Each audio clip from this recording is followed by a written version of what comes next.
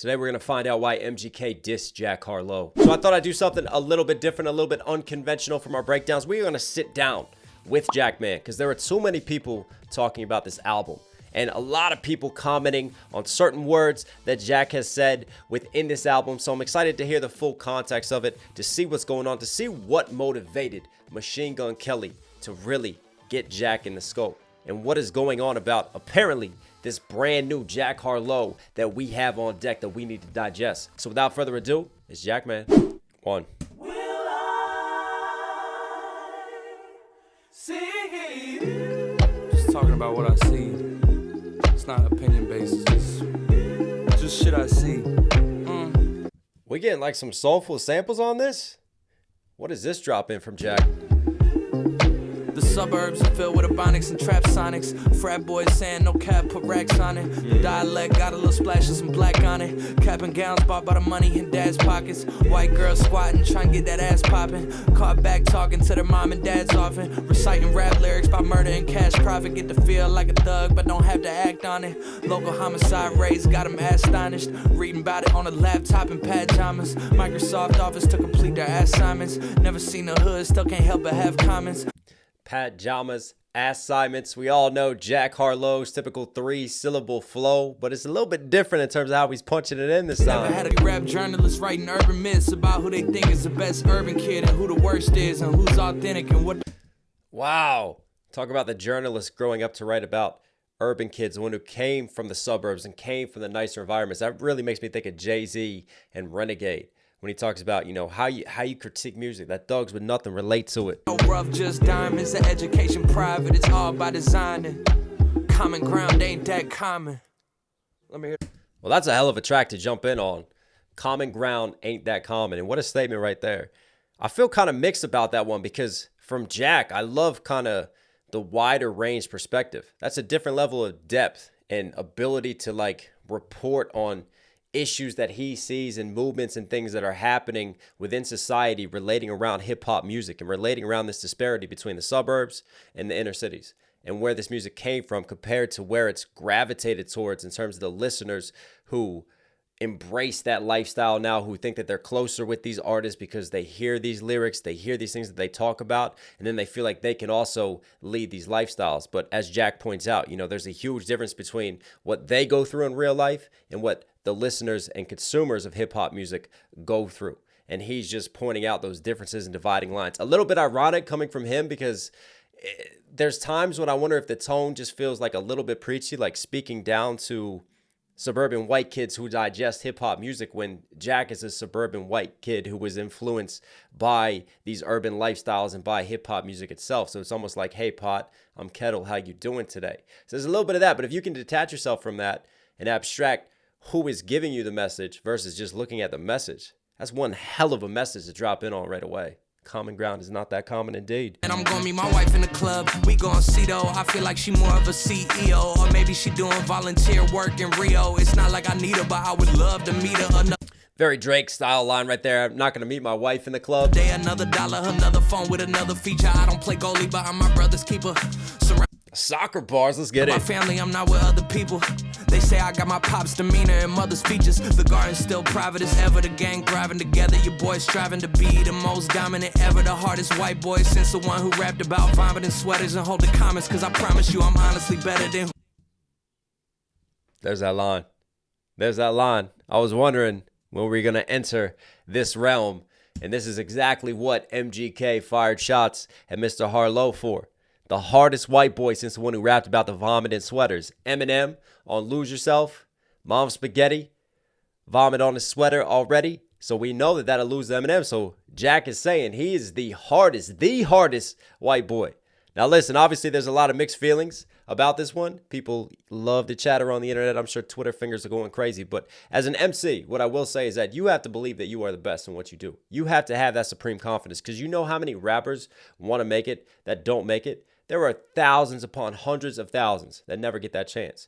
And oftentimes what separates them is consistency, a lot of luck, but a lot of confidence as well. to not listen to the doubters, to not listen to the critics, to believe that you are the best. So do I have a problem with Jack Harlow talking that shit? No, I do not. Talk your shit, Jack. If that's how you feel, then go on. Let it off, man. Believe in yourself. Believe in your pen game. But also be aware that when you make statements like that, there are going to be repercussions because that's going to piss some people off. MCs are competitive at the end of the day. I'm not surprised that MGK decided to jump in and take some shots. I'm sure there'll be some other artists who are white rappers who feel like, I'm not giving you that crown. So I'm sure this is just the beginning of it. But Jack, hey, there we go. I'm not with other people. They say I got my pop's demeanor and mother's features. The garden's still private as ever. The gang thriving together. Your boys striving to be the most dominant ever. The hardest white boy since the one who rapped about vomiting sweaters and hold the comments. Cause I mean, look, if you're going to say it, say it with your chest out. Look at the album cover, right? He's got his chest out right now. I promise you I'm honestly better than whoever came to your head right then. They ain't cut from the same thread like him. They don't study doing work to get ahead like him. They don't toss and turn. I think those next lines are important too. I'm honestly better than whoever came to your head right there. See, you could spin that implication as, did he just say that he's better than Eminem? Right? You could take that because, I mean, according to that statement, whatever popped in someone's head, I'm better than that. So if Eminem popped in my head, hang on a second. Is he saying he's better than M? I think what he means more so is that if you think of another white rapper who's inheriting the throne from Eminem, which he'll never give up because he's just a rap god at this point in time. His longevity is crazy. But anyways, I take it as he's better than whoever you think is next, whoever you got in your head, whether it's the MGKs, whether it's the Macklemores. For me personally, give me the Action Bronsons, the R.A., the Rugged Mans, the Aesop Rocks, the LPs. But that's a discussion for another day. They don't love it. They don't love it. They don't love it. They don't love it. They don't love it. They don't love it. I'll tell you what, man, I'm loving some of these more just soulful samples in a very different style. It's not that very polished, more like pop affiliated rap hip hop that you get, you know, like you might find with some of the Drake tracks that are like heavy hitting signals. Like we're starting off and this is not exactly a radio friendly album. I know he dropped that one as a single, but that's more of like, yeah, that's a smooth in the cut type of track right there. Let's see where we keep going with this. Very different from Jackman. Scuffed up kicks, Old Navy, my apparel, and I'm coming in my girl like I'm sterile. What? No. My whip, I thought I had a green arrow. I was never meant to be a... You've had so many good lines on this album, Jack. Don't do this to me. Even if it's 15 high school chicks, better than a front row of dicks. One day I'm gonna be front row at the Knicks. Wait until the world gets a... No sausage fiesta when Jack is playing his concerts. No security, my brother's gonna step Will Ferrell, getting high, getting drunk, no more straight and narrow for me. My brother's gonna step Will Ferrell. We had Will Ferrell's stepbrother bars right there. All right. Raps made me ask if this the era for me. Is the playing field fair? Is it fair for me?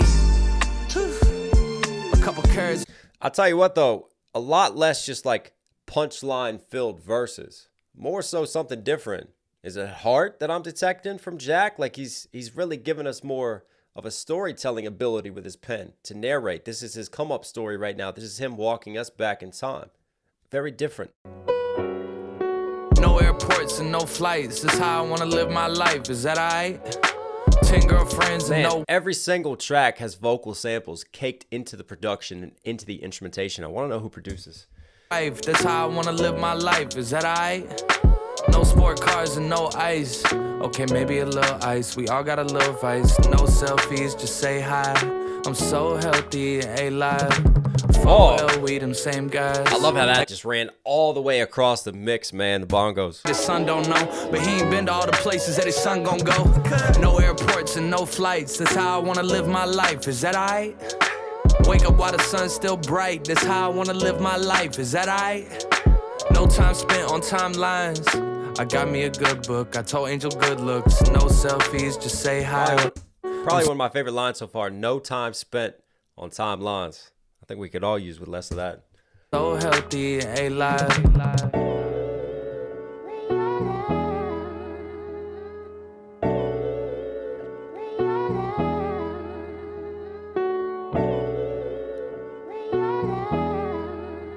Very self-reflective Jack. I mean, obviously, he's still got his lines where he's giving us that swagger, but there's also some lines showing a different wisdom, a different level of maturity on this album. My friend pulled me to the side like, did you hear about Marcus? Our Marcus? Yeah, our Marcus. A bunch of girls say he raped him in the back of some Target. They say he drove him back there in his car, and then he parked it, and the rest is even darker. Wait, which Marcus? Cause it can't be yes, our Marcus. The same Marcus we collected Pokemon cards with. The one with perfect grades that has family. Oh, I'm never gonna think about Pikachu the same, man. In New Orleans, yes, that Marcus. He's got 7 rape charges. Wow. Ride for my dogs, lie for my dogs, die for my dogs. Ride for my dogs, lie for my dogs, die for my dogs. Because it's... This might be my favorite production so far on this album. Bunch of messages he sent to little kids, and apparently he met up with this 10-year-old, and now the kid's saying he got molested. Molested by who? My boy needs a better circle of friends. By Kevin. Nah, it's gotta be a different Kevin. Truthfully, it's family till it can't be. Gang till it ain't. Twins, but it depends. Brothers until something is uncovered. Twins, but it depends. Brothers until something's uncovered. You know what I love is this sort of contrast between the hook when it's like ride for my dogs, die for my dogs. And that's catchy, man. It's simple. It's just softly delivered, like almost laid back, kind of like this beat lulling you into this false sense of security. But what's really gripping is when you start just thinking about this lyricism and what he's actually talking about and this messed up shit and some of his homies that he grew up with that he's finding out about now. And there's that hook of riding with your day ones versus the events of what's happening. And it feels like this verse right here is now his perspective on it. He's been given this information and it's like, what's he going to do with it? And you have sort of this contrast because you start off by saying, yeah, I'm going to ride with you. I'm going to be your day one. But now we're not twins anymore. We can't act like that because this is some messed up shit that went down. Until the lifting of the fog, I always got you turns into, well, I never thought you. Years of camaraderie suddenly disappear. Almost like you never were here. Unconditional love becomes very conditioned when push comes to shove. Wow. And all that talk It's a great line. Unconditional love becomes very conditional when push comes to shove. Whew. Almost like you never were here. Who is this? Who is this man? That was the best song on the album so far. Love the concept. Love the storytelling, especially that third verse, how he takes the first two, sets up the story, uses that hook to like reel you in. And then he really gives you his perspective and his angle on it. And again, very deep, very self-aware from Jack. I should just be phoneless. Ignorance is bliss, and so is being underground. Cause it was fun when we were known less. Sorry, that's cliche, I know I'm so blessed. But Jason keeps on telling me, say yes. And truth be told, I know he knows best. But I mean, there's parts of this album, it feels like a therapy session for Jack. Like, again, you're not getting this like polished ladies man bragging about all of his sexual exploits and conquests and bragging about his wealth. I mean, yeah, there's moments of that and bars of that scattered throughout this album, but you're really getting just a different depth and reflection from him. I don't want to do no press. I've seen enough of me on this little screen. I've become so vain and insecure about everything. You know what else I noticed? Like his cadence here is more like, let's call it the traditional Jack cadence. There's been a couple times when he's used more of this like coarser cadence, almost like he's losing his voice, if that makes sense. And it's like, nah, I'm not going to re-record it and inject more sort of personality into it. I'm going to leave it kind of drop down and very coarse. Like this one, a little bit more treble in his voice, a little bit higher, a little bit more polished to this one. But I have like enjoyed kind of this different take on his sort of laid back cadence and delivery. I wrote that first verse in Denver back in September. It's January now and I'm feeling like myself again. I got Angel back in here, I need his help again. I'm taking time away but wondering what a healthy helping is. I think we're really getting into the meat of the album now. Between Gang Gang and now this one, these are two very creative, very good concepts from Jack. I mean, this one, writing from the perspective of having a time delay, like showing the ups and downs of being a very successful artist, right? He writes it from one perspective where it sounds like that's it. It's almost like this man could walk away from the microphone. He's really doubting himself. He's doubting his world. And we all have those low moments when we really question things. And then time puts stuff into perspective. And sometimes we shift moods, and we're all human at the end of the day. And I love showing that side to Jack. Like, hey, it's okay to doubt. It's okay to be down here. Even Mr. Swag, Mr. Braggadocious. And then months go by, and now he inserts a new verse. So you get to hear it from this perspective now and just see how artists can change with the music that they make, with their reflections, with their musings, and what they do. 2 for 2 on those concepts, man. Between these last two, my two favorite tracks so far. And definitely the first. Again, I don't want to like displace too much from that first track, Common Ground, because I thought there was some really good commentary and concepts within Common Ground as well. So I would say those are top 3 for me at this moment.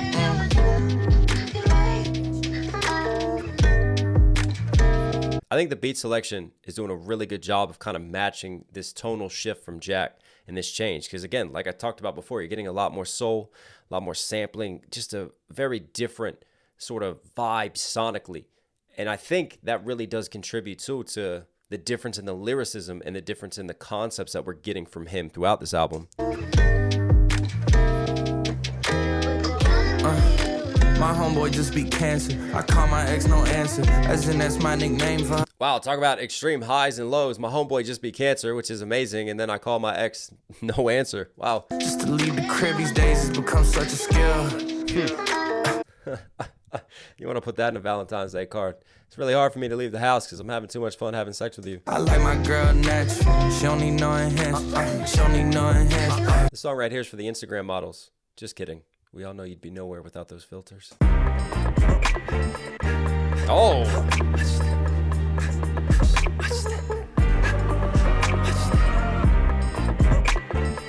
Again, man, the samples, like you have, oh, you've got those harmonies on top of sounds like he's like pushing up those weights in the gym, getting that workout. The breathing, and then more of like the hero uplifting track. Give me a little brass. It must be my skin. I can't think of any other reason I win. I can't think of an explanation. It can't be the years of work I put in. You should have named this It Can't Be My White Privilege. I'm talking to them. It can't be the homage I paid. Nights when I could have left the studio early, but I stayed. I mean, honestly, with this one, if he just had this song on his last album, I would definitely poke more holes in it because it really felt like industry is looking for another white rapper who looks good, talks nice to ladies, has that G-Eazy type of charisma. You know what I'm saying? That laid back style. We know there's a blueprint for it working. So Jack gave them that. Jack gave those type of tracks and that type of music. So you could easily turn around and go, you fit a box, you fit a label. They went and found you. They signed you. Jack wants to go, no, it's my hard work. Well, there's so many rappers who put in the hard work, who put in the hours, who stay true to themselves morally, who don't actually make it, who don't ever get that chance. But that's a different context. In context of this album, where I'm really seeing some depth and maturity and hopefully a brand new musical direction from Jack, well, now we can have a different type of conversation about these things. Put the blame on me. Wow. Put the blame on me. This is smooth. Still wanted your approval. If I could get it, I'd cherish it. Embarrassing me any chance you got, but I didn't care because maybe if I was tough enough to take it, you would love me. Instead of looking at me like I'm disgusting, like I'm nothing, like I'm not the person that you grew up with. I want to reminisce and ask you if you miss those days, but I'm terrified of broaching the subject. I'm terrified to hear your answer, so I just don't touch it. I don't say nothing. Wow. Man, that was raw and terrified to broach the subject, and yet he still put it onto a verse for the whole world to hear. Different faces, Put the blame on me. Put the blame on me. But that to me is emceeing right there. You know, using music and the poetry of this art form to express things that we can't normally express in real life and that sometimes we can't always find the words for. And yet when you put on that right beat and you're in that right mood, you can just let so much off of your chest. My baby brother, I don't have an excuse, but I know you remember the way that dad would let loose on me more often and way less you. He criticized and tested me, so I test you. I got so much wrongdoing to confess to, and you act like it never happened. God bless you. I'm terrified of broaching the subject. I'm terrified to even ask, so I just don't touch it. I don't say nothing. I love how that last line mirrors the same line that he had in the first verse. And again, writing from a first-person perspective. And that's a different level of creativity because this time he literally put himself in his brother's shoes. It's easy to write from his own perspective. Now he's writing from someone else's character and viewpoint. Doubt at you for things you'd misplace, reprimanding you in public till you're red in the face. Is this dad? Made you feel the weight of every single mistake that you made. My hot temper turned up full throttle cause I needed you to be your little brother's role model. Everything that put the blame on me. Put the blame on me. Oh, put the blame on me. Put the on me. Wow. I mean, he's really pushing his pen and his storytelling ability on this one. And I love the concept of writing from three completely different perspectives, from his own perspective, from his older brother's perspective, and then from his father's perspective. And there's a few different subjects that we're dancing around. And the central viewpoint here really to me is masculinity within a family dynamic, you know, and what it means to kind of be a man and exploring the feelings of that and trying to pass on certain ways of life and ways of living to your kids. But maybe it's tough love, but does it go too far? Because all of a sudden the cycle that his father received in terms of tough love, he now passed on to his children. He passed it on to his first son, who then passed on that tough love to his younger brother. And it seems like what's lacking within this dynamic is just that open line of communication and really saying things that, again, that we're afraid to say because we don't want to put ourselves out there and be too emotionally vulnerable. Because when we do that, you know, we can experience immense loss, immense hurt, because we're taking off of our armor and we're showing that there's, you know, so much more underneath than what we present to another person. And a very, very interesting, it's like walking through a psychotherapy session, really. And I wonder if that track, after his brother listens to it, after his father listens to it, if they ever sit down and have a good conversation from it. But I love the creativity on that one. And I think I'm going to have to slide that now into my favorite on this album, because that's a whole different thought process, being able to set aside each verse within that way and really think through what he's doing with the pen and convert that over to rap, man. That was, whoo, let's go. Why I treat my brother like he ain't my only brother? Why I gotta treat my manager like I'm above her? Why I gotta get so intimate with all my lovers? Why I gotta cheat and make her question if I love her? Why am I so flawed? Why am I so skeptical? Reminds me back in the day of Jadakiss's Why, but it's a lot more personal why questions going on, but hence the title of the track, Questions. God, why do I pretend like I didn't see it when I saw it? Why am I so bold to double back when I've been caught? Why am I not the superhero I thought? Keep you under wraps, so mom, is for my branding, because Jack is supposed to be a ladies' man. Very tough to want to flaunt your relationship and show that off when you're trying to convince every girl that she could sleep with you through your music. What if I don't live up to the hype despite all my dedication? Why you think I'm scared to take vacations? What am I supposed to do? Assume her accusations aren't true because I'm close to you? Who should I believe? Is it her? Just cause it happens so commonly. The masses never heard your boy rap it so honestly. What makes you think that I'd rather have backpackers applauding me? Why do I feel I need approval? I don't know, but you're gonna have a lot of backpackers applauding you after this album. What would I say with the barrel aimed at me staring down it? I rep the state, but do they care about me in Barron County?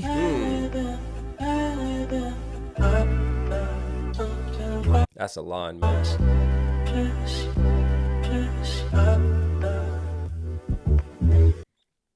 Wow. Jack needed this album. He drops his sophomore album. We all know, everybody wrote him off from there.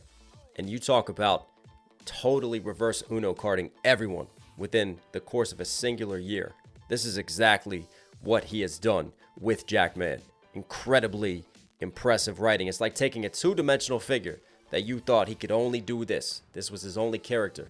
And now you've expanded out and you've realized that there's more layers and more dimensions. And we're in a brand new game with his music and his style and what he's giving us. And I like how this hits almost like classic mixtape Wheezy days. Like it's like get in and get out with the different sounds. Like it just kind of flows through. It doesn't feel like there's one single track to one single track. It's more one cohesive unit on this. The sampling, the soulfulness, the melodic reflections that we get throughout. There are no features on this album. Very Nas-esque choosing to do that. Very bold for Mr. Harlow because he could work with anyone he wants to. He could put some big name features on it, get a ton of attention. No, because he wants to make a statement. He wants you to focus on him, who he is as an artist and where he is possibly going with this music now, with this raw, reflective, more self-aware Jack. Total tonal shift and tonal change from him and giving us just that side of depth that you weren't really aware was there. And you know what it really tells me and kind of reveals is like, don't underrate this man, because that self-awareness and that just ability to do this and drop an album like this tells me that he's got the tools and the talent and the capability to really find longevity in this game. He's adaptable. He's not afraid to evolve. He's not afraid to push his pen. And I'm sure some people will like poke holes in the production, but for me, I like sort of the scaled back sampling and more of the soulful vibes that were used on this one. It feels very just sort of stream of thought, stream of conscious, but I think what he wanted to do with that was to bring more focus onto his lyricism, onto the stories that he was telling us and the words that he was giving us throughout this album. But anyways, how do you guys feel about this? Did you like it? Are you vibing with it? Is this a big comeback from Mr. Harlow? Reverse Uno card to the industry? Comment down below and let me know. And obviously, if Jack responds to MGK, you know we're going to cover that, but I felt like I had to do this album review. I had to give a little bit more context to this situation, just in case, so we can understand MGK's motives, we can understand what's happening. And listening to this album all the way through and seeing it now, I see the perspective of, you can tell this man is buzzing again. This man is showing us different sides, and it feels like he's climbing. And you know what happens when you start climbing and getting to that mountaintop again? There's people who are going to want to pull you down. People who are going to want to test you and test your pen. So we'll see what happens.